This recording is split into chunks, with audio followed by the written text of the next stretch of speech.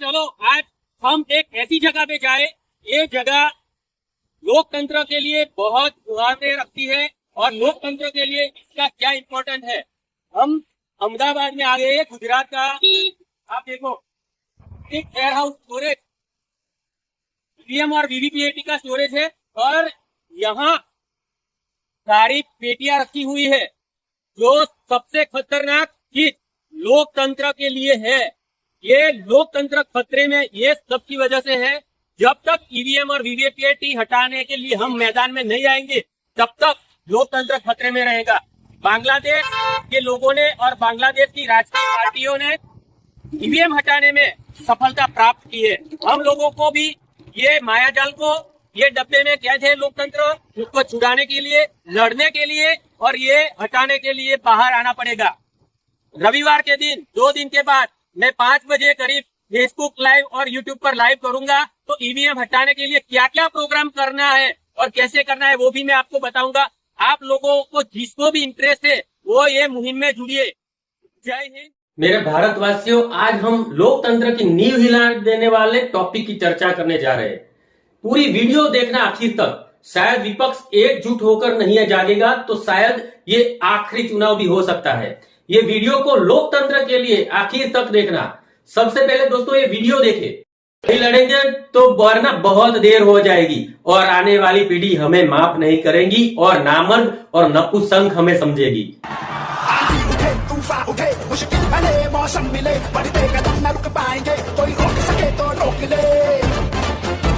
आभास है, विश्वास है, जन जन में मन की आस है, अब तोड़ ना सके कोई हमें, ये हाथ से जुड़ते हाथ हैं, हम दिल की सुनकर निकले हैं, इस देश की नदी आवाज है।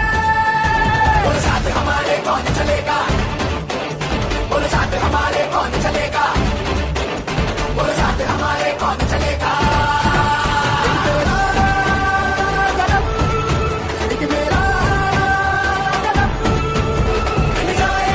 तो पता चला आपको, ये वीडियो बांग्लादेश, हमारे पड़ोसी, जिसको स्वतंत्र करने में हमारी प्रधानमंत्री इंदिरा गांधी और सेना अध्यक्ष जनरल मोनेस्को ने पूरी सेना के साथ मिलकर पाकिस्तान के 2 टुकड़े 16 दिसंबर और 1971 में कर दिए थे और सिर्फ 12 दिन में पाकिस्तान को परास्त करके बिना बोले 56 की छाती साबित कर दी थी।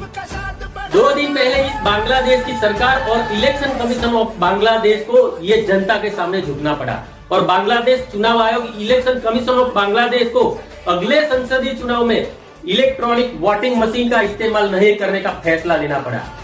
पिछले कुछ समय से बांग्लादेश में ईवीएम को लेकर जनता और विपक्ष को अविश्वसनीयता बढ़ गई थी और मैदान में आके लड़ाई लड़नी पड़ी थी। बांग्लादेशी अखबार डेली स्टार के मुताबिक विपक्षी दलों द्वारा की गई चिंताओं के बावजूद चुनाव आयोग अब तक ईवीएम के इस्तेमाल को लेकर अड़ा हुआ था, लेकिन आखिरकार विपक्ष और जागरूक जनता के आगे चुनाव पंच को और सरकार को झुकना ही पड़ा और 2 दिन पहले डिक्लेयर करना पड़ा कि दिसंबर 2023 या जनवरी 2024 में होने वाले अगले संसदीय चुनाव के दौरान सभी 300 निर्वाचन क्षेत्रों में पेपर मतपत्र मतलब बैलेट पेपर से और वो भी पारदर्शी मतपेटियों के उपयोग से चुनाव लड़ा जाएगा। चुनाव आयोग के सचिव जहांगीर ने कहा कि कई राजनीतिक दल राष्ट्रीय चुनाव में ईवीएम के इस्तेमाल पर आम सहमति नहीं बना सके, इसलिए हमें फैसला लेना पड़ा और हमारे रंजन गोगोई साहब 17 विपक्षों ने पीआईएल की फिर भी जनता के खिलाफ और विपक्षों के खिलाफ सुप्रीम कोर्ट में जजमेंट दिया। बांग्लादेश के एक अखबार डेली स्टार ने कहा कि 2018 के संसदीय चुनाव में ईवीएम पीस किए जाने के बाद चुनाव में छेड़छाड़ी होने की और विश्वसनीयता के बारे में व्यापक कुशंकाएं हो रही थी। विशेष रूप से ऑडिट कार्ड और वीवीपीएटी में विश्वसनीयता के लिए लगाई जाती है, उसमें भी गड़बड़ी होती रही, ऐसा जनता का और विपक्ष का मानना था। हमने भी, राहुल मेहता ने भी फेसबुक में के माध्यम से लाइव डेमो बताया कि वीवीपीएटी में कैसे गड़बड़ होती है। ये वीडियो देखने के लिए आई बटन दबाइए। ये हिटलरशाही सरकार के इशारे पे मेरी ये वीडियो भी फेसबुक ने डिलीट कर दी थी। बांग्लादेश के अखबार ने यह भी कहा कि ईवीएम का इस्तेमाल बंद करने का फैसला सही दिशा में उठाया गया कदम है। इस कदम से चुनाव आयोग पर जनता और राजनीतिक दलों का विश्वास बढ़ेगा और स्वतंत्र निष्पक्ष चुनावी प्रक्रिया से लोकतंत्र पर विश्वास कायम रहेगा। इस साल जनवरी में ढाका ट्रिब्यूनल द्वारा प्रकाशित एक लेख ने बांग्लादेश की सरकार को हिलमिलाया। ईवीएम के खिलाफ विवादास्पद इतिहास का विस्तृत लेख प्रकट किया और ईवीएम मशीनों के खिलाफ आरोप में अखबार ने यह भी बताया कि वोटों में धांधली हो सकती है, सूचना लीक हो सकती है, तीसरी उंगलियों के निशान के साथ जटिलता ये बहुत थी और मतदान की गति बहुत धीमी थी। रिपोर्ट में कहा गया है कि 27 दिसंबर 2022 को रंगपुर नगर निगम चुनाव हुआ और जून 22 में कोमिला नगर निगम चुनाव हुआ और ये सब चुनाव में बहुत सारी समस्या ईवीएम को लेकर आई और सिर्फ एक ही रिपोर्ट को भी नजरअंदाज किए बिना चुनाव पंच को ईवीएम हटाने का फैसला लेना पड़ा। हम राह देखेंगे कि हमारा चुनाव पंच ऐसा निर्णय कब लेगा, लेकिन क्या हमें बाहर नहीं निकलना पड़ेगा? पूरे विपक्ष को बाहर नहीं निकलना पड़ेगा? सिर्फ इतने ही समय में विपक्ष और जनता बांग्लादेश में कामयाब हो गई लोकतंत्र को बचाने में और हमारा सारा विपक्ष ईडी, सीबीआई जेल से बचने के लिए सुप्रीम कोर्ट में न्याय मांगने अपील कर रहा है। सुप्रीम कोर्ट को भी साफ साफ कहना पड़ा कि कानून एमपी, एमएलए और सभी जनता के लिए अलग अलग नहीं हो सकता, लेकिन लोकतंत्र की नींव हिल चुकी है। ईवीएम के खिलाफ क्यों नहीं लड़ रहे हमारे विपक्ष? करोड़ों कांग्रेसी कार्यकर और विपक्ष के कार्यकर मायूस हो चुके हैं पूरे देश में।